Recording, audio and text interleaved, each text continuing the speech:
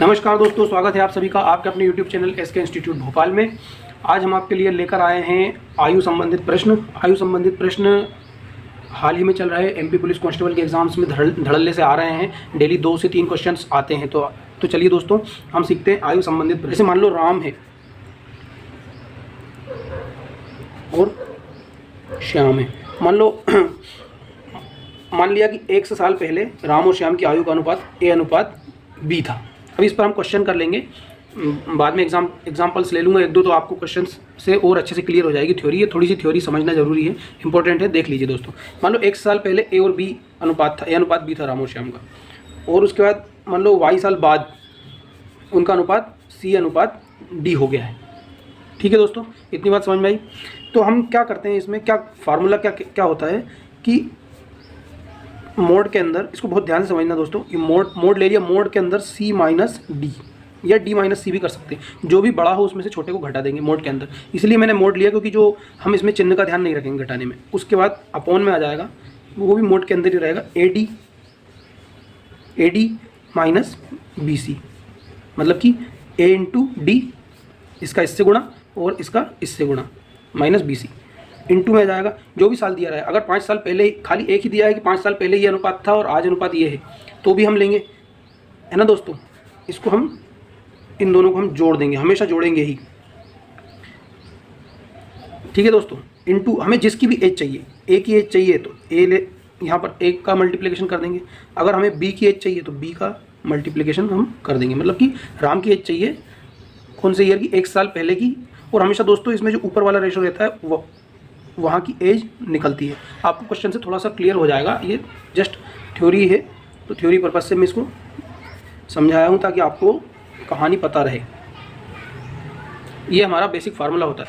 आपको ये फार्मूला रटने की और याद करने की ज़रूरत नहीं है। आप 4 से 6 क्वेश्चन जब प्रैक्टिस करेंगे तो आपको अपने आप ही अप्रोच समझ में आ जाएगी और याद ही रहेगा हमेशा। ऐसा कोई हार्ड एंड फास्ट कोई कठिन चीज़ नहीं है ये। क्या करना है, हमें C में से D को घटाना है या D में से C को, जो भी बड़ा हो वो घटा देंगे। मोड मैंने इसलिए ले रखा है, इसको मोड बोलते हैं दोस्तों। इसका मतलब ये रहता है कि अंदर बड़ी छोटी में से अगर बड़ी को घटाया है ना, तो माइनस में आएगा। माइनस को नहीं लेना है, हमेशा प्लस को ही लेना है।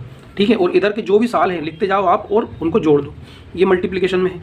और यहाँ हमेशा यहाँ पर ये जो ऊपर वाला अनुपात है, इस अनुपात वाले साल की एज निकलती है। तो दोस्तों ये तो हो गई हमारी थ्योरी। ये फार्मूला थोड़ा सा लिख लेंगे आप, 2 से 4 क्वेश्चन जब प्रैक्टिस करेंगे तो आपको कहानी समझ में आ जाएगी कि क्या हो रहा है। ठीक है दोस्तों, तो आइए चलते हैं, हम अब 1-2 क्वेश्चंस ले लेते हैं इसी कंसेप्ट पर। तो हमारे सामने दोस्तों क्वेश्चन दिया हुआ है। क्वेश्चन को बड़े ध्यान से पढ़ना है और आराम से जमाना है। शुरू में दोस्तों मैं बता दूं आपको, मैथ्स लगाने में शुरू में आप 2 से 4 क्वेश्चंस को स्लो कीजिए, थोड़ा आराम से कीजिए, पूरा प्रोसीजर फॉलो करके और फार्मूला लिख के एकदम कायदे में करेंगे। तो आपको उसके बाद जैसे 4 से 6 क्वेश्चन की आप प्रैक्टिस कर लिए, उसके बाद आपको फार्मूले भी ध्यान रखने की जरूरत नहीं रहती, वो अपने आप याद हो जाते हैं, आपके फ्लो में आराम से आ जाते हैं। अब देखिए दोस्तों, यहाँ पर हम क्वेश्चन को बड़े ध्यान से पढ़ेंगे। सीमा तथा रीमा की आयु का अनुपात 9:16 है। ठीक है, तो ये हम थोड़ा सा शॉर्ट में लिख लेंगे इसको कि हमारी सीमा और रीमा का आयु का अनुपात दिया हुआ है 9:16। ठीक है दोस्तों, 10 वर्ष बाद यहाँ पे लिख देंगे 10, अकॉर्डिंग टू फार्मूला चल रहे हैं हम बिल्कुल। 10 वर्ष बाद इनकी आयु का अनुपात 2:3 होगा। 2:3, ये 2 रेशो आ गए, यहाँ पर ईयर लिख दिया होगा। तो इन दोनों की आयु ज्ञात करें, ये हमारा क्वेश्चन है। तो दोस्तों हमने इस तरह से पहले दोनों रेशो को जमा लिया, जो भी हमारा एज मतलब जो भी हमारा टाइम ड्यूरेशन दिया हुआ था वो इसको हमने इधर लिख लिया। अब हम वही फार्मूले में करेंगे। ये हो गया हमारा A, ये B, यहाँ पर लिख देता हूँ। मान लो ये A, ये B, इसको मान लिया था हमने C और D, और यहाँ पर X। अगर वो बोल देता कि 10 वर्ष बाद इनकी आयु का अनुपात, 10 वर्ष पहले ये था, 10 वर्ष बाद ये था, तो 10 और 10 दोनों को जोड़ देते 20 हो जाता। लेकिन यहाँ पर खाली एक टाइम ड्यूरेशन दिया हुआ है, इसलिए हमने 10 यहाँ पर लिख दिया। अब वही हम फार्मूले की अप्रोच यहाँ पर लगाएंगे। C-D, 2 में से 3 जाएगा। C-D किया था, 2 में से 3 जाएगा, 2 माइनस का 3, और इसको हम मोड में ले लेंगे। मोड में क्यों लेंगे, क्योंकि ये रेशो में दिया हुआ है, इसलिए इसको हम मोड में ले लेंगे। जो हमें नेगेटिव में आंसर नहीं लेना है, पॉजिटिव में आंसर लाना है। AD 9×3 = 27 माइनस 16×2 = 32, इसके आगे भी मोड लगा दिया। इंटू में ये 10 लिख लेंगे यहाँ पर। इंटू में हमें दोनों की एज चाहिए, तो पहले एक की निकाल लेंगे। मान लो यहाँ पर 9 लिख लिया, है ना। हम पहले सीमा की आयु निकाल लेंगे और फिर जो भी यहाँ पर आंसर आएगा उसमें 16 का और मल्टीप्लाई कर देंगे तो रीमा की आयु भी आ जाएगी। तो पहले हम सीमा की ही निकाल लेते हैं। तो दोस्तों 2 में से 3 गया तो एक माइनस का 1 बचेगा, लेकिन मोड के बाहर आएगा तो प्लस हो जाएगा, बटे 27 5 32 होता है, मतलब 32 में 27 जाएगा तो 5 बचेगा। तो यहाँ पर 5 ले लेंगे, हमें हमेशा पॉजिटिव में लेना है। ठीक है दोस्तों, इंटू यहाँ पर 10 है और इंटू 9 भी है। अब इसको काट देंगे, 5 दूनी 10, 2 नमा की 18। इन लोग यहाँ पर हमारा इस कैलकुलेशन का जो आंसर आया है वो क्या आया है 2, है ना, ये ध्यान रखना है। तो 9 लिखा हुआ था यहाँ पर, क्योंकि हमने सीमा की आयु निकाली तो 9 का मल्टीप्लाई किया। अगर हमें रीमा की आयु निकालना है तो 2 में 16 का मल्टीप्लाई कर देंगे। यहाँ पर ये हो गई सीमा की आयु हो गई है। अब अगर हमें रीमा की आयु निकालना है तो 2 में इस 16 का मल्टीप्लाई कर देंगे। ठीक है दोस्तों, तो यहाँ से रीमा की आयु भी निकल गई। अब ये एक स्टैंडर्ड टाइप क्वेश्चन था कि इसमें पूछ लिया कि इन दोनों की आयु, सीमा और रीमा दोनों की आयु पूछ लिया था हमसे कि सीमा तथा रीमा की आयु का अनुपात ये, इन दोनों की आयु बताइए। अगर अब क्वेश्चन को किस तरह से घुमाएगा एग्जामिनर, या पूछ लेगा सिर्फ सीमा की आयु बताइए तो सीमा की आयु आ जाएगी यहाँ से 9। पूछ लेगा रीमा की आयु बताइए तो रीमा की आयु भी निकाल सकते हैं, या पूछ लेगा दोनों की आयु में अंतर क्या है तो यहाँ दोनों की आयु निकल गई, यहाँ से अंतर निकाल लेंगे। ये दोनों की आयु निकल गई 32 वर्ष और 18 वर्ष, तो यहाँ से दोनों की आयु का अंतर भी निकाल लेंगे। और या फिर बोल सकता है वो एग्जामिनर की दोनों की आयु का योग बताइए तो हम इन दोनों का योग कर सकते हैं। तो यहाँ इस तरह से, इस अप्रोच के माध्यम से हम क्वेश्चन में कुछ भी पूछा रहे क्वेश्चन को बड़े ही आसानी से सोल्व कर सकते हैं हम। ठीक है दोस्तों, एक और क्वेश्चन ले लेते हैं। क्वेश्चन दिया हुआ है हमारे पास, 1 वर्ष पूर्व सानिका तथा गौरी की आयु का अनुपात 3:4 था। ध्यान रखना दोस्तों, 1 वर्ष पूर्व दिया हुआ है तो एक क्या है सानिका और गौरी का अनुपात दिया हुआ है।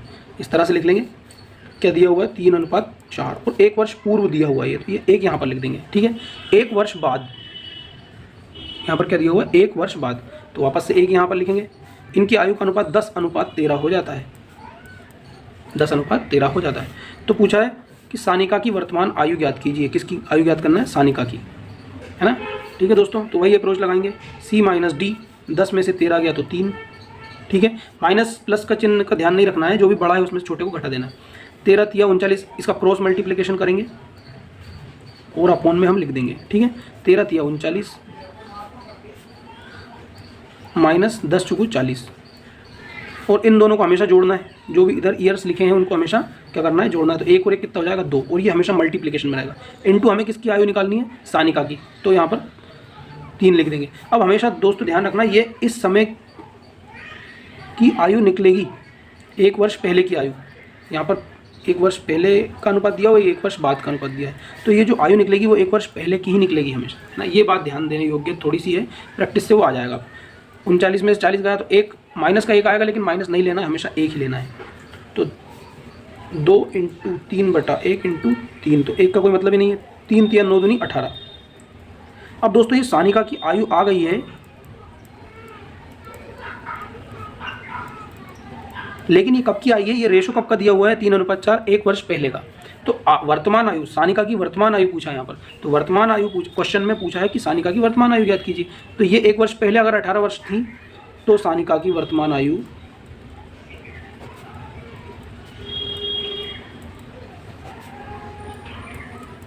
1 वर्ष पहले 18 वर्ष थी, तो आज कितनी होगी? 19 वर्ष। अब दोस्तों ध्यान दीजिए, इस क्वेश्चन में खाली इतना सा पूछा है कि सानिका की वर्तमान आयु। तो आप क्वेश्चन को ध्यान से देखिए, इसमें 2 रेशो दिए हुए हैं, इसमें आपसे कुछ भी पूछ सकता है। वो पूछ सकता है सानिका की वर्तमान आयु क्या होगी, या वो पूछ सकता था कि गौरी की वर्तमान आयु क्या होगी, या पूछ सकता था कि गौरी की 4 वर्ष बाद आयु क्या होगी। तो इस तरह, इस अप्रोच से हम कुछ भी पूछ ले क्वेश्चन में, उसका हम आंसर निकाल सकते हैं अगर 2 रेशो दिए हुए हैं तो दोस्तों अगर आपको ये वीडियो हेल्पफुल लगा हो तो आप चैनल को लाइक, शेयर और सब्सक्राइब करें। धन्यवाद। जय हिंद।